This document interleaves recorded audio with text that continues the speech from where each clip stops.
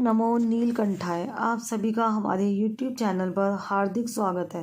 आइए जानते हैं साल 2022 में सावन के महीने में पड़ने वाला कृष्ण पक्ष का प्रदोष व्रत कब रहेगा, व्रत कब रखना है, इस दिन प्रदोष काल का समय क्या रहेगा। साथ ही इस दिन रहने वाले शुभ संयोगों के बारे में भी आप जानेंगे, क्योंकि ये व्रत इस बार अपने साथ बहुत सारे शुभ संयोग लेकर आ रहा है, जिसमें सर्वार्थ सिद्धि योग है और अमृत सिद्धि योग भी है। ये दोनों योग एक ही समय पर बन रहे हैं, जो कि 25 जुलाई को सर्वार्थ सिद्धि योग और अमृत सिद्धि योग प्रातः 5:38 से प्रारंभ होंगे और देर रात 1:06 पर समाप्त हो जाएंगे। इसीलिए साल 2022 में इस बार सावन महीने के कृष्ण पक्ष का प्रदोष व्रत रहेगा 25 जुलाई सोमवार को, और व्रत भी इसी दिन रखा जाएगा। अब तिथि को लेकर लोगों के मन में बहुत सारी दुविधा इस बार ज़रूर होने वाली है कि क्या हम व्रत 25 जुलाई को रखें या 26 जुलाई को रखें, क्योंकि इस बार 25 जुलाई को त्रयोदशी तिथि जो है वो शाम के समय से प्रारंभ हो रही है।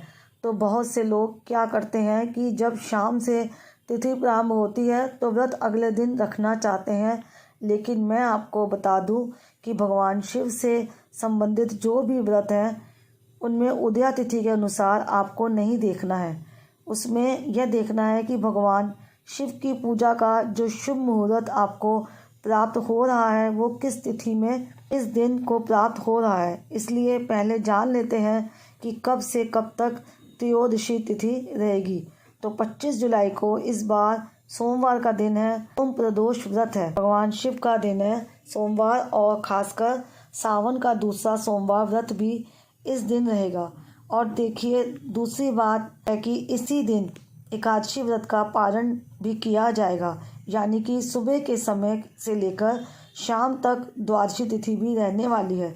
हो सकता है बहुत से लोगों को एकादशी का व्रत भी रखा हो और आज सोमवार के दिन सावन सोमवार का व्रत भी रखना चाहते हो या प्रदोष व्रत भी रखना चाहते हो। तो आपको पारण कैसे करना है ये भी इस वीडियो में लास्ट में आप जानेंगे। इस बार प्रदोष व्रत केवल सोमवार को 25 जुलाई को ही रखा जाएगा, अगले दिन प्रदोष व्रत नहीं रहेगा।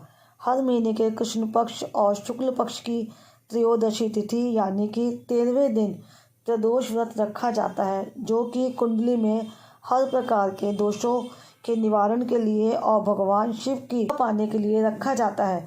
त्रयोदशी तिथि प्रारंभ होगी 25 जुलाई सोमवार शाम 4:17 से और समाप्त होगी 26 जुलाई मंगलवार शाम 6:47 पर। 26 जुलाई को शाम के समय जो प्रदोष काल का समय है पूरा प्राप्त नहीं होगा, इसलिए 26 जुलाई को कोई भी प्रदोष व्रत नहीं रहेगा।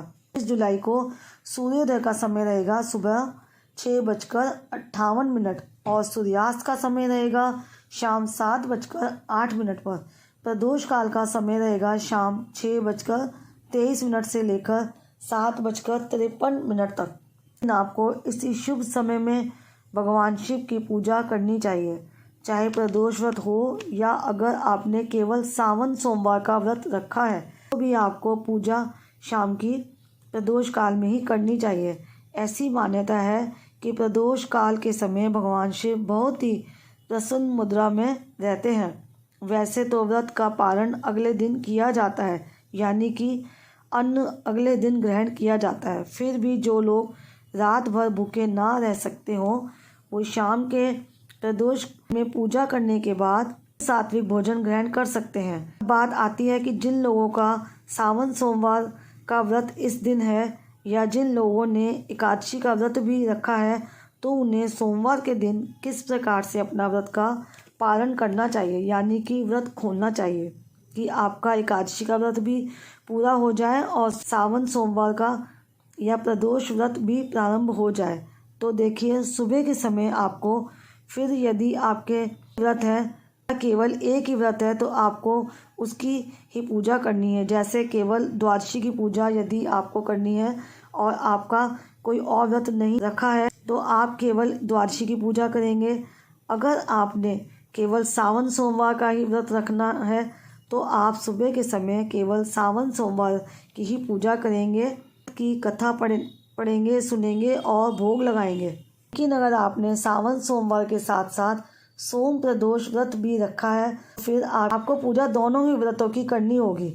भगवान शिव की पूजा की विधि जो है वो एक सी ही होती है। भगवान शिव को इस दिन भांग, धतूरा, बेलपत्र, गंगा जल अर्पित किया जाता है। लेकिन जो प्रदोष व्रत की कथा है और सावन सोमवार की कथा है वो अलग अलग होती है।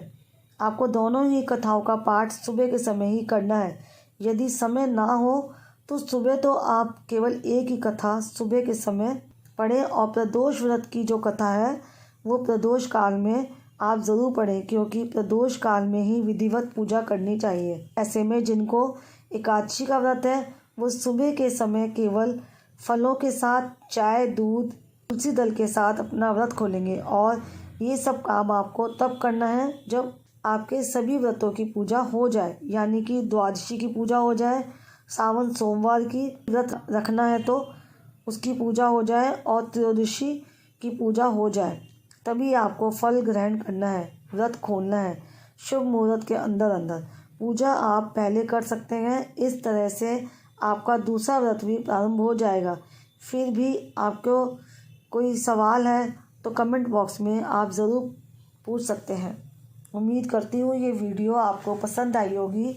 वीडियो अगर अच्छी लगी है तो प्लीज़ वीडियो को लाइक करके मुझे अपना प्यार ज़रूर दीजिएगा।